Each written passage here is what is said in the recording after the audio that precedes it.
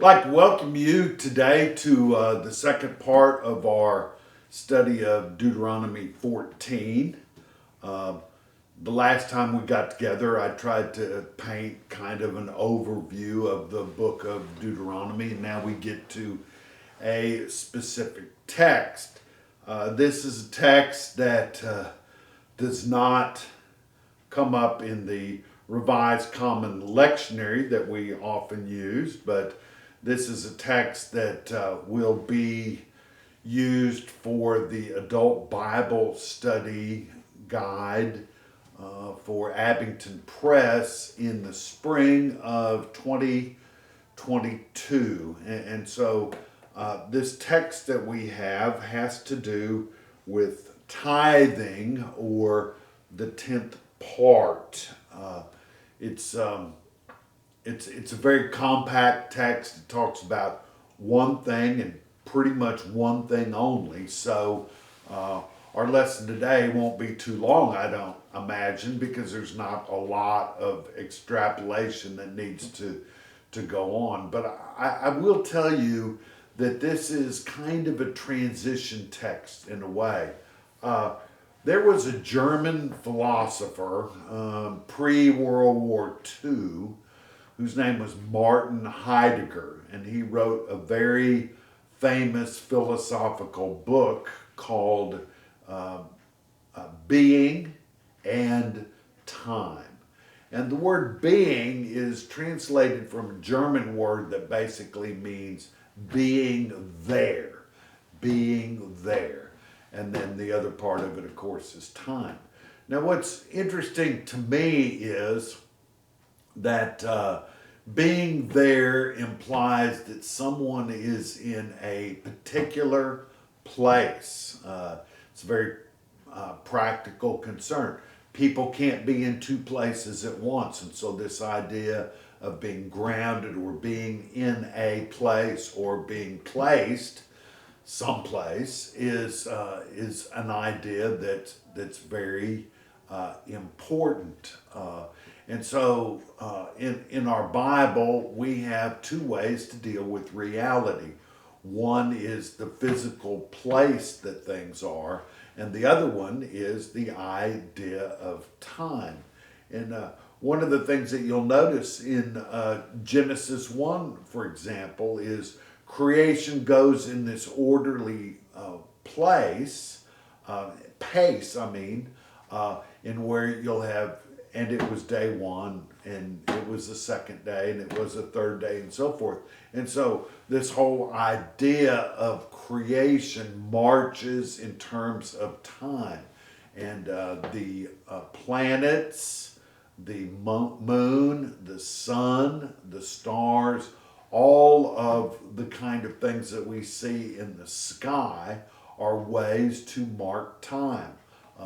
Months are lunar because they have to do with the cycle of the moon.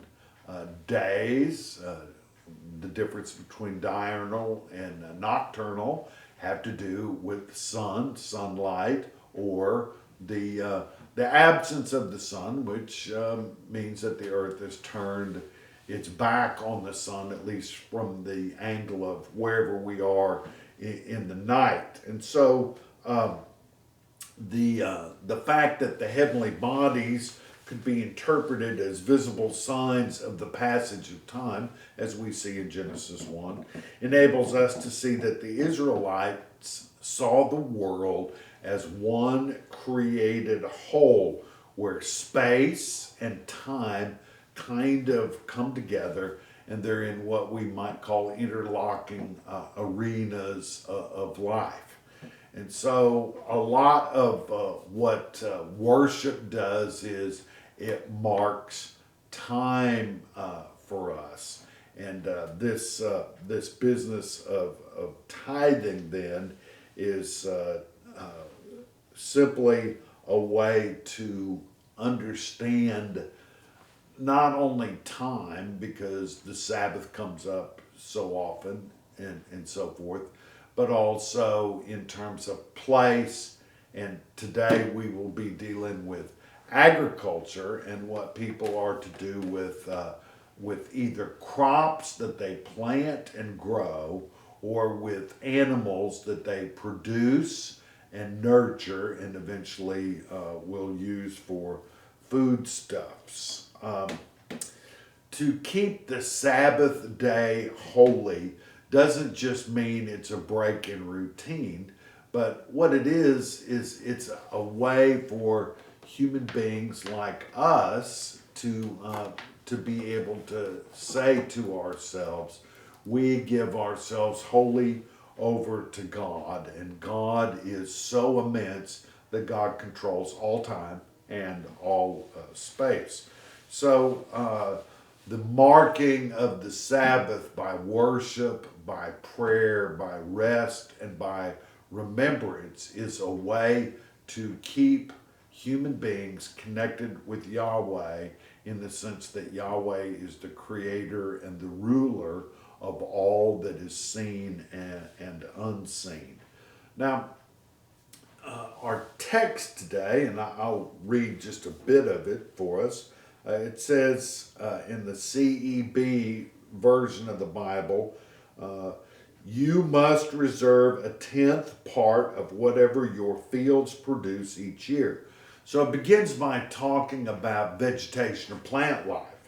Then verse 23 of chapter 14 of Deuteronomy says, eat the tenth part of your grain, wine, oil, oldest offspring of your herds and flocks in the presence of the Lord your God, in the location he selects for his name to reside. And so you see that in the location, the place, the being there place. And then it says so, and that can mean consequently, that you learn to fear the Lord. And this idea of fear of the Lord doesn't mean us being afraid or cowering before God, so much as it really means the full respect of God's authority. And so when it says fear of the Lord, it means really the respect of the Lord. It's like what little children would demonstrate to their parents. They might have reason to fear them, we hope not, but they certainly have reason to respect their parents, and at least until they're teenagers, and then all bets are off. That you learn to fear the Lord your God at all times. And so you fear God in this place, but you do so at all times. And then we have, but if the trip is too long because the location of the Lord your God has selected to put his name as far away from where you live so that you can't transport the tenth part, because the Lord your God will certainly bless you, then you can convert it to money, take the money with you, and go to the location the Lord your God selects.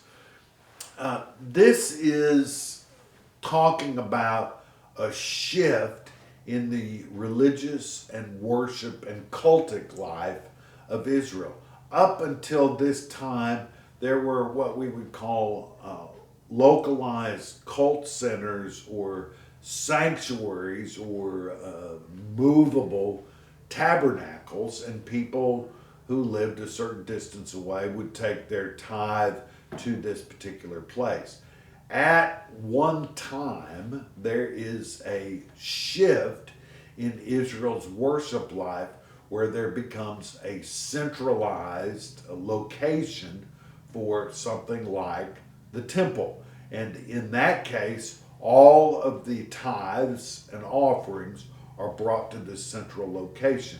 Now, some of you may remember enough of the history of King David to know that King David moved his central government and the location of the center of Israel's religious life from Hebron to Jerusalem, and we have this centralized sanctuary there. And Deuteronomy, I believe, is referring to a circumstance which may not be that one, but it probably is, where there's a centralized sanctuary. Well, if you live in the land of Ishkar or some other Gad, for instance, or Manasseh, which are all territories of tribes in the far north, and you have to bring your tithes, which would be 1/10 of your barley crop, for example, or 1/10 of the goats that you have raised that year, all the way to Jerusalem, which would have been, several hundred miles at least.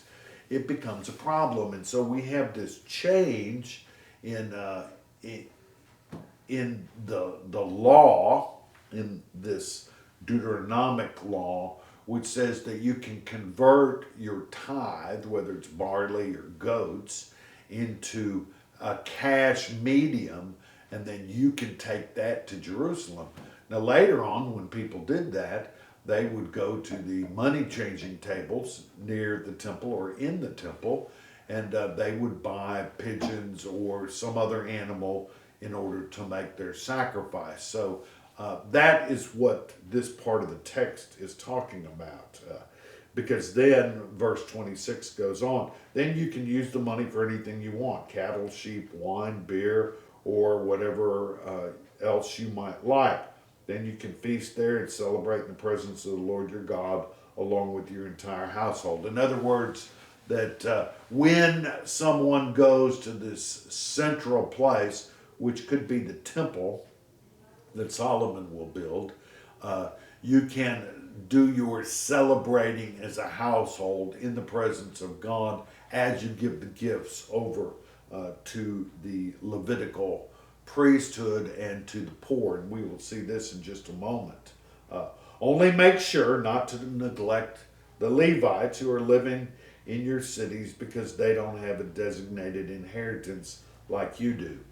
The land of Israel, Judah, was divided into 11 parts, and the Levites were left out of possessing the land because they had the privilege of being the priests to serve the people of Israel, but they did not have land to settle, to farm, and to graze animals on.